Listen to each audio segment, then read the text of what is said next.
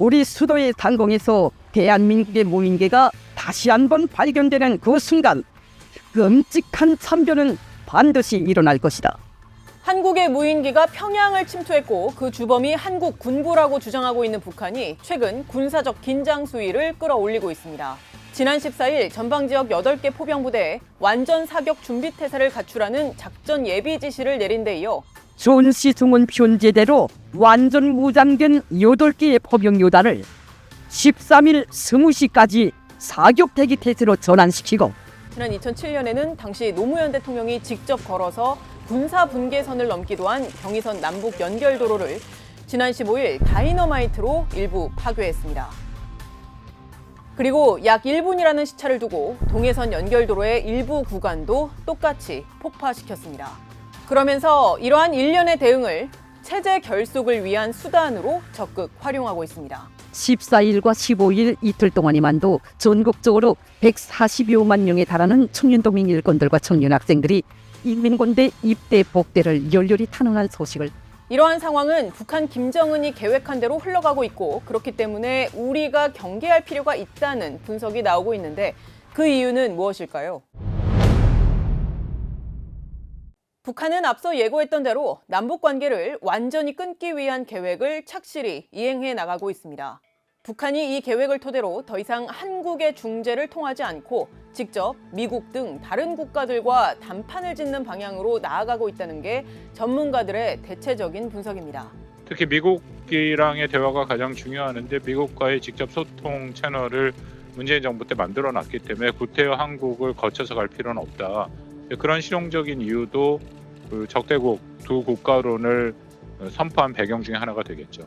다시 말해 북한이 한반도의 중요한 문제들을 결정하는 데 있어서 핵심 당사자인 한국을 건너뛰고 궁극적으로 한국의 주권을 침해하는 방향으로 착실히 나아가고 있다는 겁니다. 분단 체제에서 한국과 함께 또는 한국의 중재를 통해서 일본으로 가거나 미국으로 가려는 시도가 다 실패로 돌아갔고, 그러니까 이제 한국을 떼어내고 대한민국과는 이제 헤어지고 가벼운 몸으로 자기 갈 길을 가보겠다. 외교적 자율성을 확보하기 위한 하나의 장기적인 포석으로 한 걸로 봐요. 북한이 이제 원하는 것은 미국하고 협상하는 거죠, 결국. 미국이 이제 한반도의 안정을 바라니까 한국 인지를 같이 삼고 한국하고 그 긴장을 조성해서 미국한테 협상을 올리는 거죠. 트럼프 전 미국 대통령과의 하노이 회담이 결렬된 이후 김정은이 너절한 남측 시설들을 철거하라고 하며 남북 공동연락사무소를 폭파시키고 또 한국을 남조선이라고 부르다가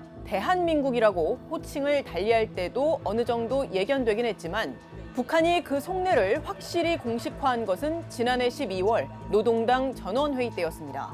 당시 김정은은 한국의 보수 정부든 진보 정부든 북한을 흡수 통일하려는 의도는 똑같다며 남북 관계의 종언을 선언했고 우리 제도와 정권을 붕괴시키겠다는 괴뢰들의 흉악한 야망은 민주를 표방하든 보수의 탈을 썼든 조금도 다를 바 없었다고 하시면서 그 직후 이어진 올해 1월 최고인민회의, 우리로 치면 국회 시정연설에서 2개의 국가로 가기 위한 계획과 세부 지시사항들을 공개했습니다. 대한민국을 철두철미 제1의 적대국으로 조문에 명기하는 것이 옳다고 생각합니다. 당시 김정은은 북한의 주권 행사 영역을 정확히 규정하고 동족과 통일을 의미하는 말들을 삭제하며 대한민국을 적대국으로 간주하는 교육 사업을 강화하는 내용 등을 헌법에 명기할 것을 지시했는데 그로부터 9개월여가 지난 오늘 북한이 최고인민회의에서 비공개로 관련 내용을 헌법에 반영한 사실이 확인됐습니다. 전문가들은 이런 상황에서 북한 김정은 정권이 설령 전쟁을 할 의도가 없다고 하더라도 자신들이 내부적으로 궁지에 몰리는 상황이 된다면 국지 충돌이 일어날 수 있다고 경고하고 있습니다. 사실 이런 재래전 상황에서는 북한은 압도적으로 불리합니다. 만약에 정말 북한의 의도가 공격이고 기습이라고 한다면요, 이런 식으로 대대적으로 보여주면서 이런 행동을 하지는 않을 겁니다. 이런 국면에서 되려 도발이 일어난다면요, 그것은 북한의 소행인 것이 너무나 명백한 것이고요. 그렇게 되면 우리군은 보복을 가할 수밖에 없는 거죠. 남납니다. 적대 관계다. 이거를 몇 년 동안 준비를 해왔죠. 진짜 그런 식으로 이제 가고 있는 거죠. 미국이 말을 들어주면 쇼만 하다 끝나겠지만 미국이 안 들어준다. 그러면 쇼에서 행동으로 나갈 수 있는 거죠. 수령제 국가에서 수령을 모독하는 뭐 그런 전단이 날라오는데 가만히 있을 수 없는 거거든. 김정은도 그 궁지에 몰리면 어쩔 수 없을 상황이 이를 수도 있단 말이에요. 뭐 몰리면 뭐 쥐도 고양이 문다고 전면전은 못할 테지만 어떤 사들을 들고 나올지 모른다. 그렇다면 북한 김정은 정권의 의도에 우리가 말려들지 않으면서 최소한 군사적 긴장을 낮추기 위해서는 어떤 것들이 필요할까요?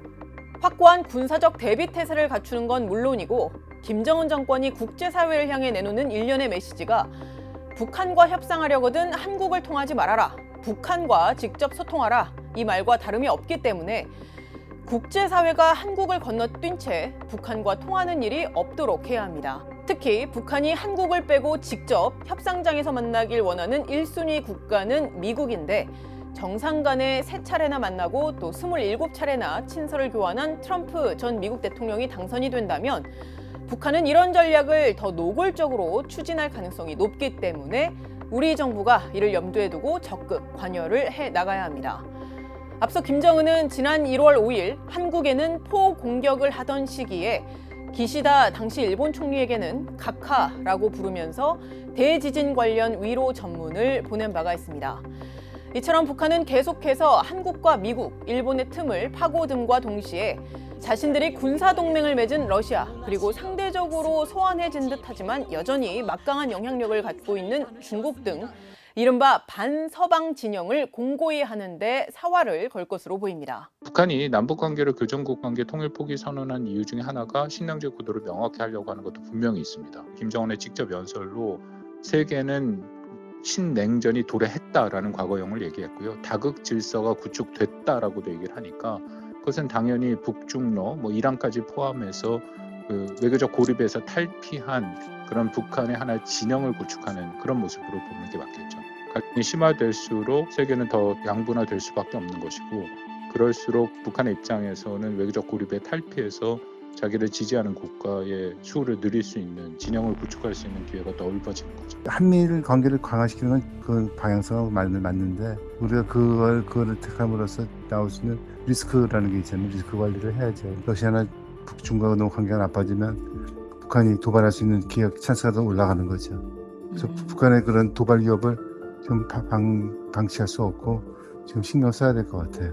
러시아를 등에 업고 김정은이 조금 더 세게 나가는 모습을 보여줌으로써 중국으로부터도 뭔가 중간자적인 이익을 얻으려고 하는 그런 흐름으로 볼 수 있기 때문에 중국은 사실 상당히 불편해하고 있는 그런 상황이다. 김정은이 중국이 자기네가 원하는 만큼 해주지 않으니까 지금 이제 러시아와 저렇게 밀착을 했단 말이에요. 그러니까 사실은 이런 게 한중 관계에 북한 관리하는 데 있어서 좀 모멘텀이 될 수 있는 거죠. 그렇기 때문에 반대급부로 한국 정부는 북한이 한국을 빼고 직접 협상장에서 만나길 원하는 미국, 일본과 적극 협력을 하는 것도 물론 중요하지만 리스크 관리를 위해서라도 악화인류로 치달은 러시아와의 관계 또 중국과의 관계를 개선하기 위해 더욱 만전을 기해야 한다는 제언이 나옵니다.